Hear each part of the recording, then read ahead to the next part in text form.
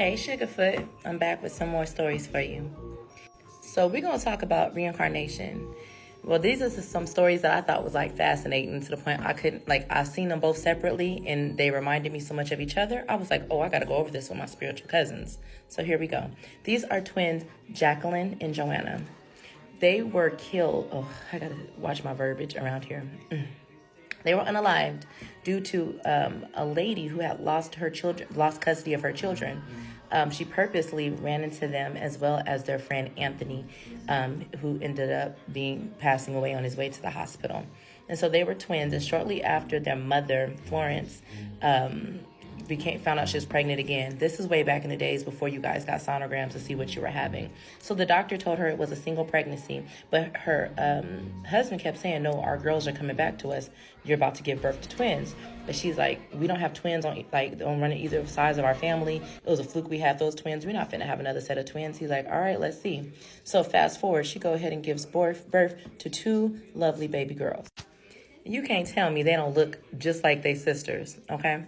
So the husband had told her, see, I told you they'd come back, but she still didn't believe it because she's a Catholic, and Catholics do not believe in reincarnation. So anyways, when they had moved away when the girls were born, and then they moved back to the town where they were from when the girls turned 4. And so the girls began to name landmarks and also the school that the other two girls, the original twins, had went to school at. And so not only that, but she was like, okay, that's just coincidental. But then she had the Joanna and Jacqueline's toys put away, and she gave the new set of twins their own toys. So then the twins were asking, why can't we play with our toys? When are you going to give us our toys back?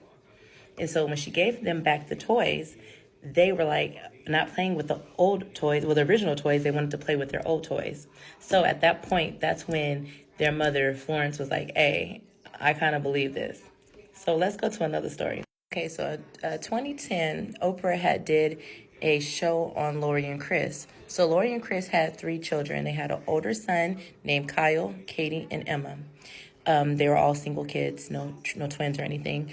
And it was the day after Kyle's birthday. So they all said, hey, let's go take them out. Let's have a great time. So they went to a place that had like a outdoor like Ferris wheel, and they had a really good time. And then the kids were getting kind of tired. It was her mother, Cindy, and the kids.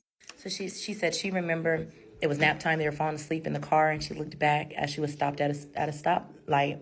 She looks back, and she sees Emma falling asleep. So she reaches back while she's at a stop. She reaches back just to tickle her little toes, and then she said, that's all she remembers. But Lori's mother, Cindy, was up for the whole thing. So she said that all she heard was like aggressive metal, and they didn't really know what happened. It happened so fast.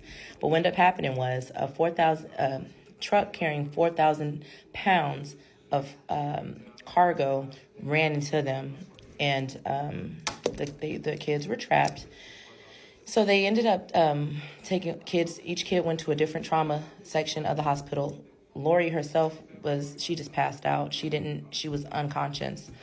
And not Chris, but her mother, Cindy, had a few broken ribs.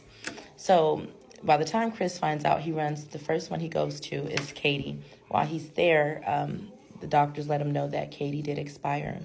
And then he gets a phone call from the other hospital, and all he could say was, please don't tell me that something happened to Emma. And the doctor was like, I'm sorry, but Emma has expired. And so he's devastated, and by this time he has to go. He's at the hospital with the wife is there. He had to go in and let her know that both of them had expired, and she just screamed and hollered. And then they said, okay, well, Kyle's still alive. Let's see if we can be there for Kyle. And so phenomenally, the only thing Lori had wrong with her was very minor injuries, not that much. So they released her, and they went straight to where Kyle was. And when they got there, there's like, please saying we have good news. Kyle's eyes were open, so it looked like it was going to be good. But unfortunately, they let him know that Kyle has no kind of brain activity that's going to his brain.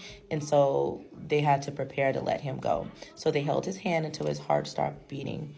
And pretty much their whole world was torn apart. And Lori didn't understand why not her instead of her kids. Why couldn't it have been her?